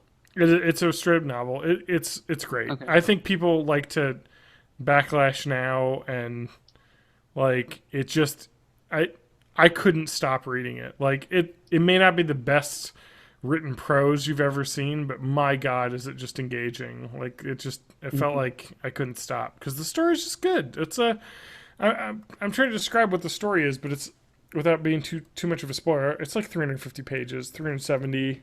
It's a full novel, but it'll only take me 6 months to read that. it's just like, well, I don't know, man. If you're like me, I couldn't stop. But it's like just I'm one like giant. the slowest read. I'm like a 10 pages a night reader. It's just It's like one giant like goose unbearably chase, slow. like one Easter egg. Like everything's just like, oh, we got to find this thing because like the premise Don't of that mind is, the gun. yeah. Well, the premise of it is like this guy who created this virtual world that everybody lives in and does everything in and games and stuff is like he died and he left clues as to get his egg, which has like basically whoever gets it gets like control over the company that runs the game. So everyone's like searching high and low for it, and like it's crazy. I don't know. It's just like a big treasure hunt game, but as a book, it's just so like you just want to keep going. You're like, oh, here's the next clue. Like, it's really good. He put it together well. I loved it. Fuck the backlash, and I'm usually part of the backlash. So, what does that say? Hashtag fuck the backlash. Did you say hashtag fuck the blacklash? Because that's something No. else. I was slurring. It's getting late. I literally just wrote down hashtag fuck the blacklash. Let me just Don't write that down. Let me just erase No. that. I wrote it by accident. Actually, I wanted This isn't one of those episodes that we're gonna release, is it? No, actually, it is coming out because we need an episode this week or else we die. Yeah. That's how it works. That's how podcast works now. So thanks. Oh, Hey, John. Yeah. I just wanted to talk for a minute about Harry's.com and Okay, shut the fuck up. mattresses. This ain't no Wait, mid-roll. what? First of all, why Harry's? Because you and I. You guys already creamed all over Dollar Shave Club. We're Yeah, Dollar I Shave like Club that guys. stuff. They got bought by, I think they got bought by some big corporate thing, so I'm supposed to not like them anymore, but I still like their stuff. Yeah, but I'd like to go to CES just for the lulls, though. Although they don't have is the AV like GN or whatever it is. Angry Video Game Nerd. No, Adult Film Awards. Oh, It used to be That- during the same time as that's CES. Really? No, I Yeah. thought that was at E3. No. no, Definitely. Well, here we go. 2016 Adult Film Rewards. Somebody wrote an article. Adult Film Rewards. The adult well, we all know what the adult film rewards are. Is Aerial Rebel still winning all of that stuff? Wait, I've exposed myself. I don't even know who that is. AVN Awards. I can't even type now. The Avian Awards? No, the The AVN Adult Bird Awards. Industry? Let's see here. AVN Awards. When did this take place? January 21st. It's all just Dillian Harper anyway. So Matt, you should play us out. You're not even this is going saying nowhere. her name correctly. I am. That's okay. Just go to the AVN Oh, you Awards know her, website, too. and you'll see all your favorites on this Dillian, page. it rhymes with million. I Wait, think I it's have just favorites? Dylan. I think you can just spell Dylan with an I, can't you? This is insane though, because like people totally buy tickets to go to this and then like meet porn stars in real life and be like, "Hey, I liked you in your movies." Hey, I saw it all over your video. But I mean, yeah. But anyway, no. But it used to be at the same time as CES, so it was like two birds, one stone. Get all the nerds there and the porn awards. So, Two birds, one cup. two, Two birds, one cup. That's the episode title. we got it. It took a while to get there. Wow. man. Oh, wait, are we Never ending it? I guess it's time to end. I just, You told me to. no, I agree. It's getting late. We're And going nowhere with this. Oh, TJ. Come on, You man. mean like in life? 'Cause I mean, from fuck the blacklash, I think it just went downhill. that was a mistake. Yeah, Matt. You didn't even say it though. I just misheard you. I was. That's mistake. me. It's fine. No, thanks everyone for listening. We will be back next week, probably about the same time, either Thursday night or Friday night, depending on how sketchies were. Oh, Thursday night, right, TJ? Thursday Like night, late? if we're gonna do live Switch Thursday stuff. live cast, Switch in the 80s. We might just do that. Done that. That sounds fun to do. We Yeah. might as well. That sounds fun. I'm interested in that conference, and so it's what- right around our recording times. Yeah, and so, well, Matt, yeah, especially if you could probably figure out a way to get the live feed, and we could talk over it. I've got lots of hype, but lots of And nervousness. Aaron says, and the award for best rim job goes to drum roll. Oh. I would like to say that Peter Pan XXX, an Axel Braun parody, won Best Picture last year at the AVN Awards. Nice. Riley Reid, winner of the 2016 Female Performer of the Year. Oh, she's good. Mick Blue, male I mean, Performer I of the wouldn't Year. know, but Penny Pax, Best Actress winner. Ooh. What does that mean, though? Because there's a Best Female Performer and Best Actress. So is the actress the acting part? Do they, like, split that out I think into two categories? there are categories for non-porn roles in porn. I have a feeling that performance is about performance, so that would make sense to me. I mean, good. You mean Now to I'm say, literally, like, going on a Wikipedia sex. hole, looking up, like, porno actresses on Wikipedia. That's okay, I can loop the song. We can keep going. Like,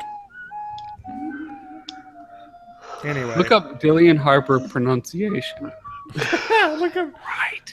I'm gonna look it up because I bet she's somewhere Look on it this up. webpage. Because Go to That's- YouTube, Dillian Harper pronunciation, because people make those videos. no, you're totally right. It is Dillian. I thought that was just the word Dylan. That's So our what I web- thought. Our website is Many months. born80s.net. Feel free to leave a comment. Our send us website is feedback. xhamster.com. That's on my favorites bar. It's fine. Redtube.com/born in the 80s. Dude, we gotta get that set up. I'm just saying, how fucking awesome would that be? I don't even. How do you set that up? How do you, You make just- a channel on that?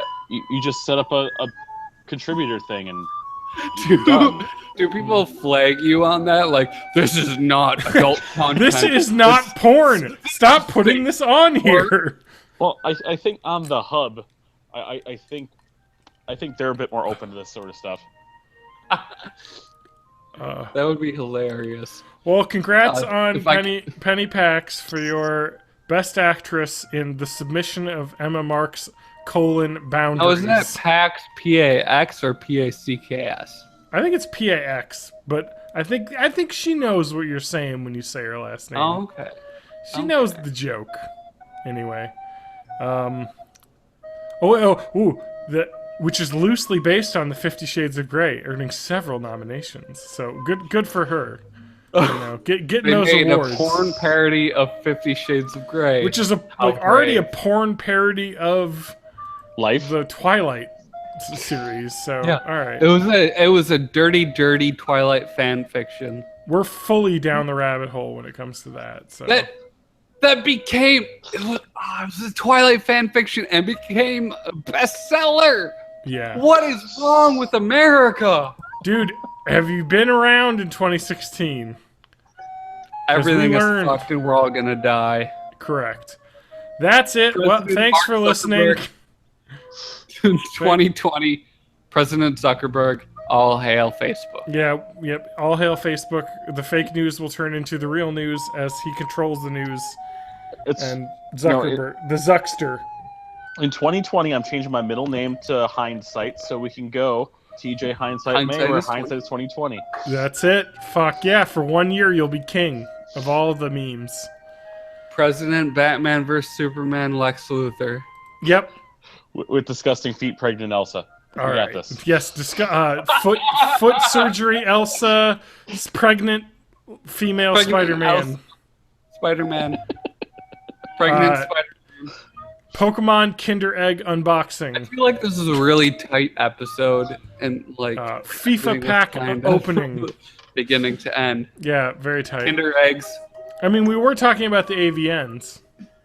Yeah. Very tight. All right, let's stop talking now. No, go away. All right. Bye bye, everybody. Thank you, TJ.